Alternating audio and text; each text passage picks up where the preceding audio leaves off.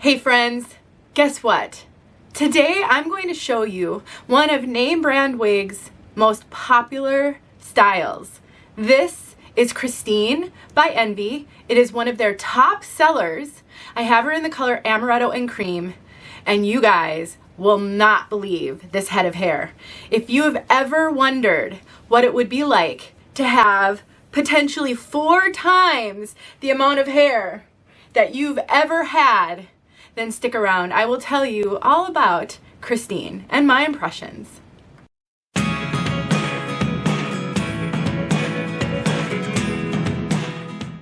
My name is Denise. I'm also known as Hey Wig Sister on Instagram and Facebook.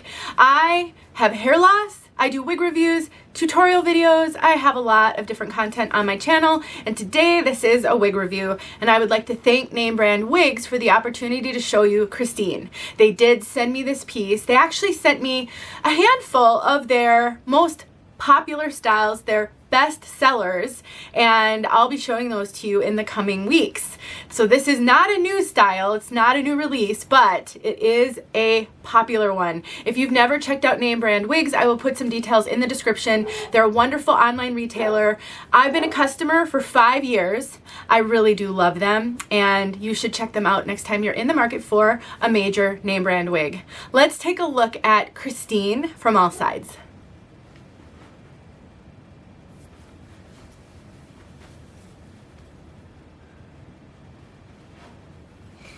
I could not believe this hair when I put it on. Oh my goodness. And I'll be honest with you guys, I'm really shocked that this is a top seller. Not because it's not a cute style, but it's so full. It has so much hair, and it has a fair amount of permatease kind of on the back, especially back here, that all I can say is that a lot of women on this wig wearing journey, in the very beginning, we struggle greatly. Every wig looks wiggy to us, no matter how low density, no matter if it doesn't have any permatease, especially if you come to wigs because of hair loss. I know some of you aren't here because of hair loss, and I am so grateful that you are wearing wigs because you want to, for fashion. It really does help those of us with hair loss to feel more normal. But I do know a lot of you have hair loss, and I know a lot of you are struggling. I struggled a lot in the very beginning. It was just awful for months.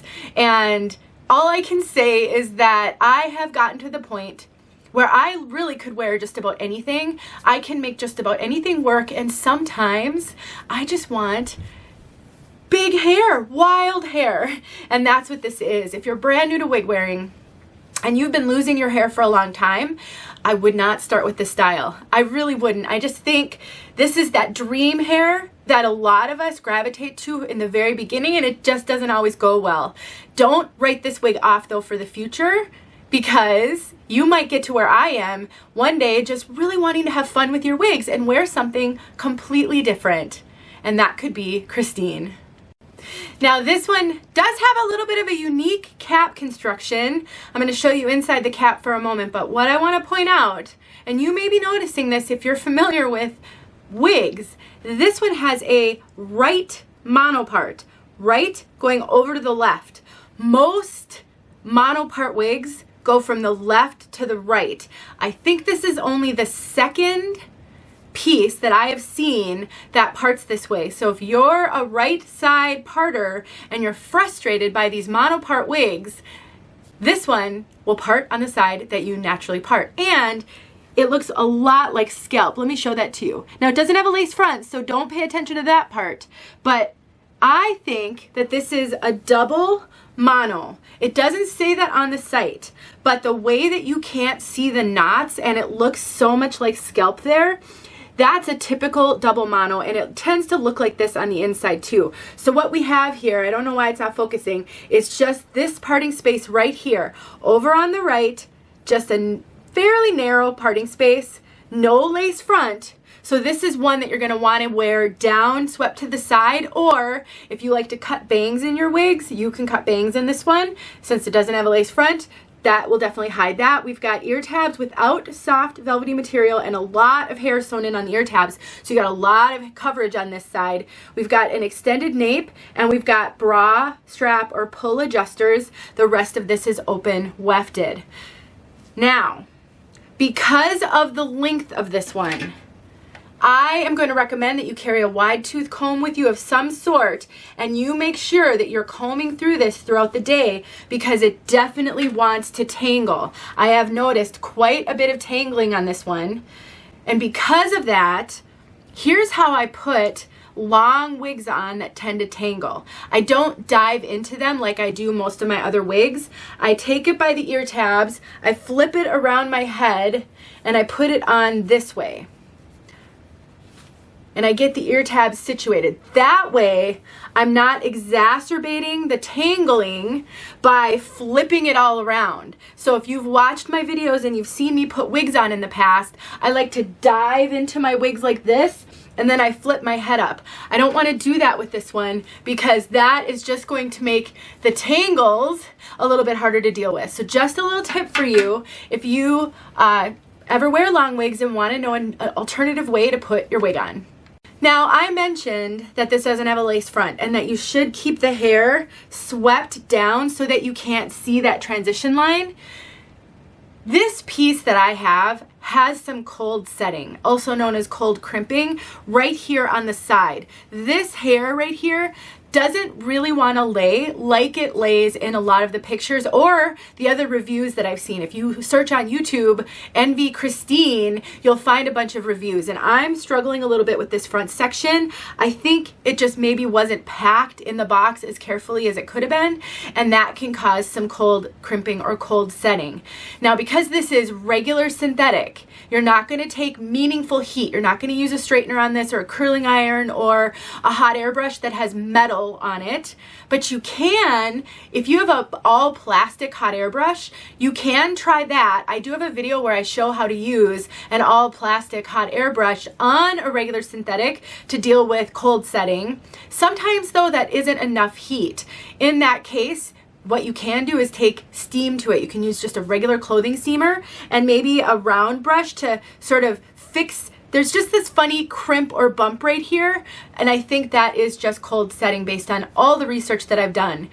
And if you're a bang wearer and you cut bangs into every wig that you get, then when you go to cut bangs into this one, once you kind of figure out how much to pull forward, if it doesn't lay the way you want it to, which I think this piece will lay okay once it's cut, then you can also take steam to it again to kind of get the shape that you want. The trick is not using too much heat that you melt the fibers, but enough heat that you can get it to shape the way that you want it to shape. All right, let's talk about this density. I did mention already this is a ton of hair.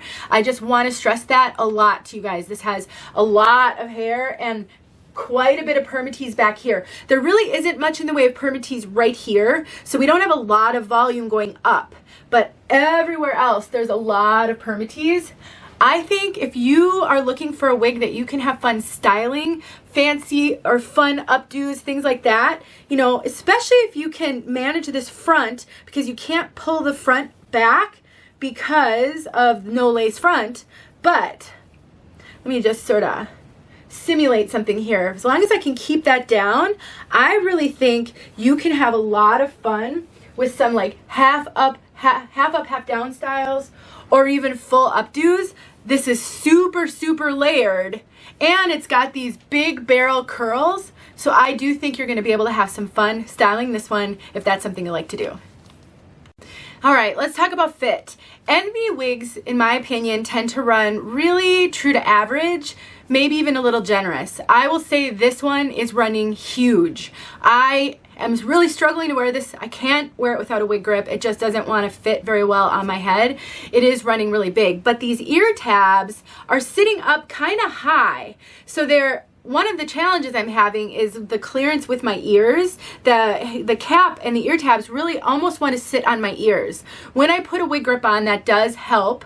So if you struggle with wigs being a little bit too big for you and you've never worn a wig grip, give that a try because that might help you a lot. You would have seen the wig grip on my head when I took this wig off, and I can link a review of my favorite wig grip below in case you aren't even familiar with them and you can learn a little bit more about it. I actually have a video where I talk about all the different ways that you can secure your wig. Maybe I'll tack that down in the description as well to help you.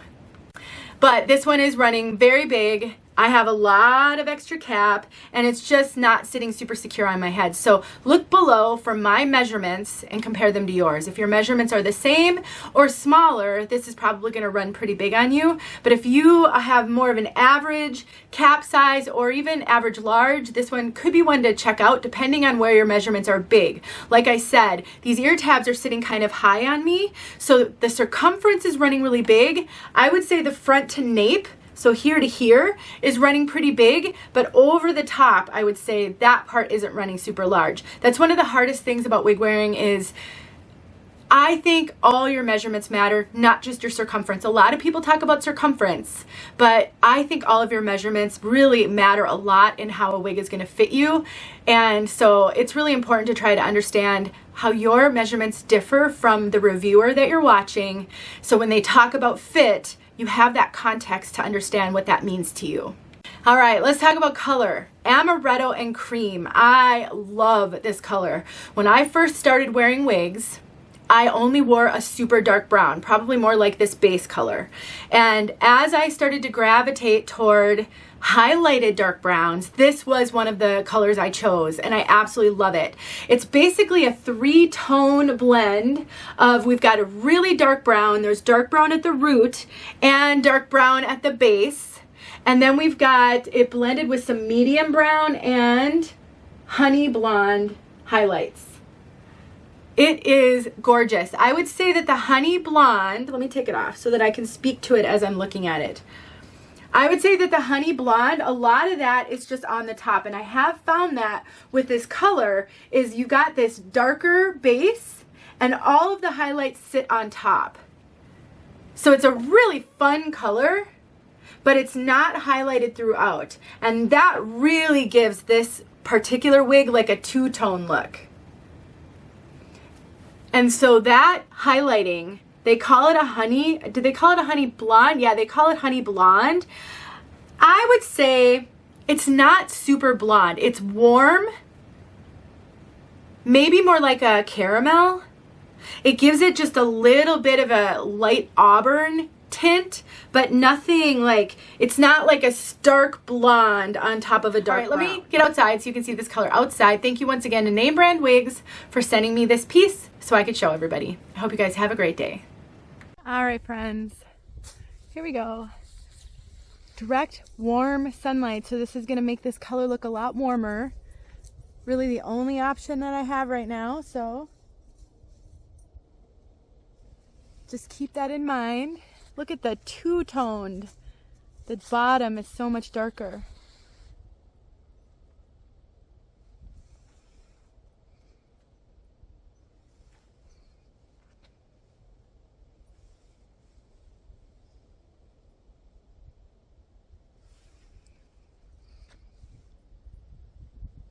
All right, there you go.